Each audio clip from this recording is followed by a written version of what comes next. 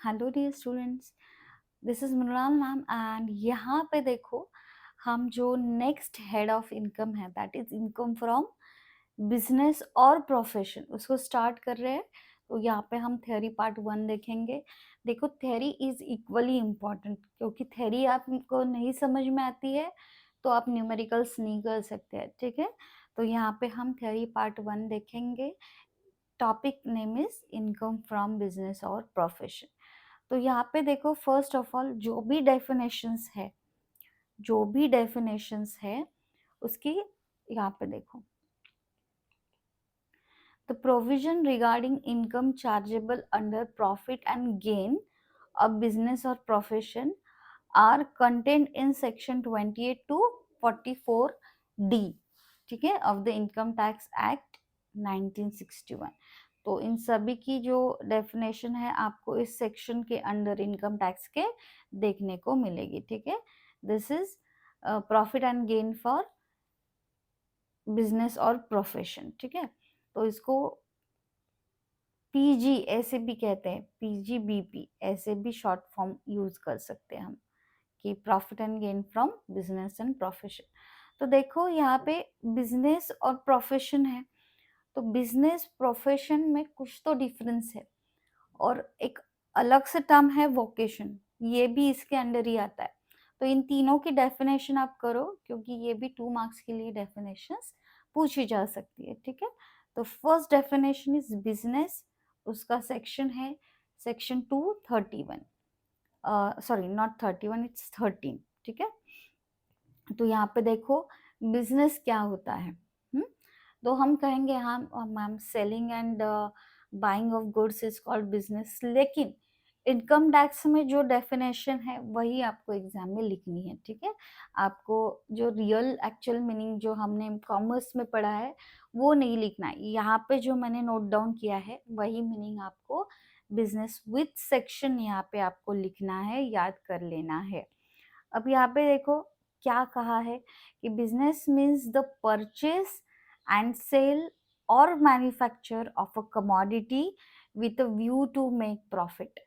मतलब हम जो परचेस सेल या मैन्युफैक्चर कर रहे हैं कमोडिटी का, वो जो है वो बिजनेस है, लेकिन व्यू क्या होना चाहिए, with view to make profit, profit बनाने का मोटिव होना चाहिए, ठीक है।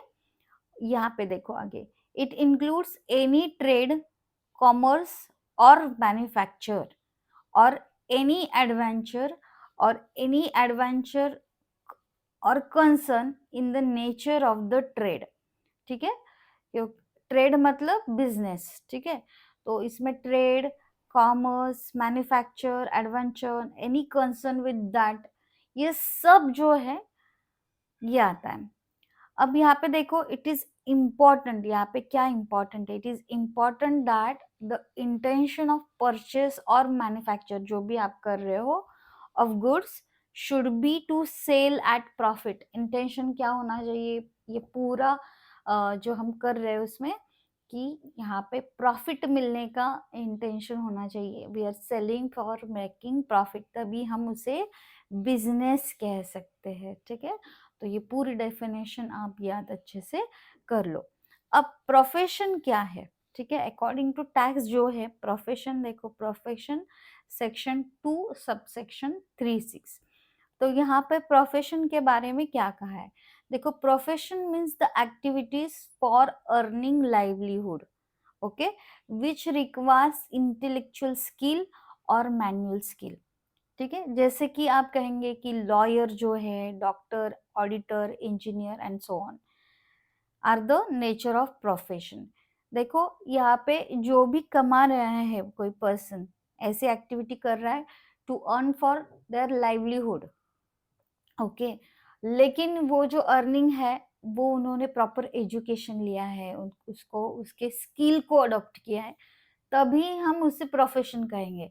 देखो अगर आप लॉयर हो तो आपने लॉयर का एजुकेशन लिया है, डॉक्टर है तो आपको आपने डॉक्टर का एजुकेशन, मतलब यहाँ पे प्रॉपर आपने वो स्किल सेट अक्वायर करके स्टार्ट किया है, ठीक है, और आप अर्न कर रहे हो फॉर योर लाइवलीहुड। लेकिन यहाँ पे एक थिंग ज्यादा इंपॉर्टेंट है, that is it requires intellectual and manual skill, ठीक है।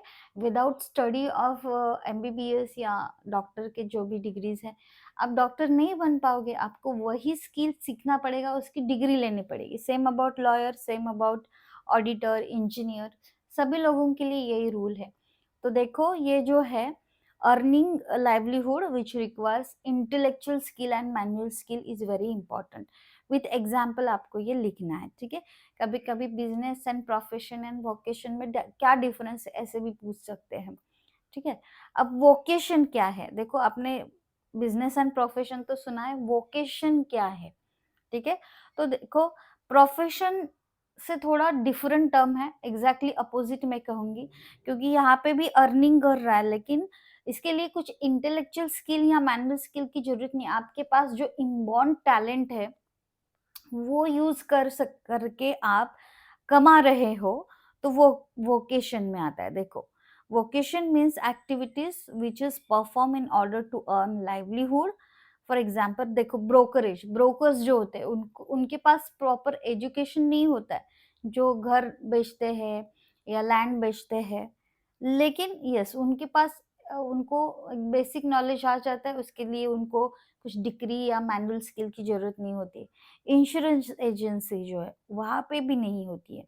आपके पास म्यूजिक का नॉलेज है या इनबॉर्न टैलेंट है, देखो लता जी, हाँ, या श्रेया घोषाल या सचिन तेंदुलकर, ये जो लोग हैं इनके पास इनबॉर्न टैलेंट था, वही यूज करके उन्होंने अर्न किया फॉर देयर लाइवलीहुड। उन्होंने प्रॉपर एजुकेशन भी नहीं लिया है, ठीक है।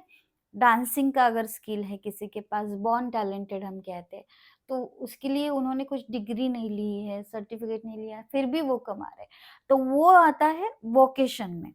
ओके, वोकेशन में आता है। तो ये अच्छे से याद रखो कि business, profession and vocation are three different things, तो उनके कैलकुलेशंस भी डिफरेंट तरीके से होंगे, ठीक है। तो आपको सबसे पहले तो क्वेश्चन में देखना पड़ता है कि जो इंफॉर्मेशन गिवन है वो बिजनेसमैन की गिवन है या प्रोफेशनल पर्सन की गिवन है, प्रोफेशन की गिवन है या वोकेशन की गिवन है, उसके अकॉर्डिंग आपको कैलकुलेशंस को करना पड़ता है, ठीक है। अब यहाँ पे देखो एक नोट गिवन है कि मोस्टली तो रूल्स जो है assessment of business, profession, vocation are the same, मतलब एक ही फॉर्मेट हम यहाँ पे यूज करके तीनों का कैलकुलेशन करेंगे, ठीक है। रूल्स तो उनके सेम ही है। अब ऐसे कौन कौन से इनकम है, देखो सेक्शन 28 के अंडर आता है ये, और वोकेशन के लिए कुछ सेक्शन नहीं है, ठीक है। तो यहाँ पे देखो ऐसे incomes chargeable under the head business और प्रोफेशन, कौन कौन से इनकम है जो चार्ज होते हैं अंडर द हेड बिजनेस और प्रोफेशन, उसमें यस यहाँ पे लिखो ऐसे, the following incomes are chargeable to income tax under the head profit and gains from business or profession। तो बहुत सारी लिस्ट यहाँ पे है, ठीक है। तो वन बाय वन उसे देखेंगे। फर्स्ट ऑफ ऑल यस, ये भी 5 मार्क्स के लिए पूछ सकते हैं कौन कौन से इनकम है। तो देखो first, profit and gains for of any business और profession which was carried on by the assessee at the at any time during previous year। कुछ भी बिजनेस या प्रोफेशन किया है उसमें अगर प्रॉफिट या गेन हो रहा है एसएससी को लास्ट ईयर में, कभी भी प्रीवियस ईयर का डेटा हम देखते हैं, तो वो जो होता है वो इनकम फ्रॉम बिजनेस या प्रोफेशन के अंडर आता है। उसके बाद देखो एनी कंपेंसेशन और other payment due to or received by any person specified in section 2811, जैसे कि देखो termination of the modification of the terms and condition of any contract और एजेंसी। कैसे होता है, देखो दो पर्सन के बीच में कॉन्ट्रैक्ट होता है, लेकिन अगर कुछ कॉन्ट्रैक्ट में टर्मिनेट किया है, बीच में ही छोड़ दिया है, तो कुछ कंपेंसेशन उनको पे करना पड़ता है। वो जो कंपेंसेशन है वो भी ड्यू है या रिसीव्ड है, दोनों टाइप में है, तो ये आता है इनकम फ्रॉम बिजनेस और प्रोफेशन, ठीक है।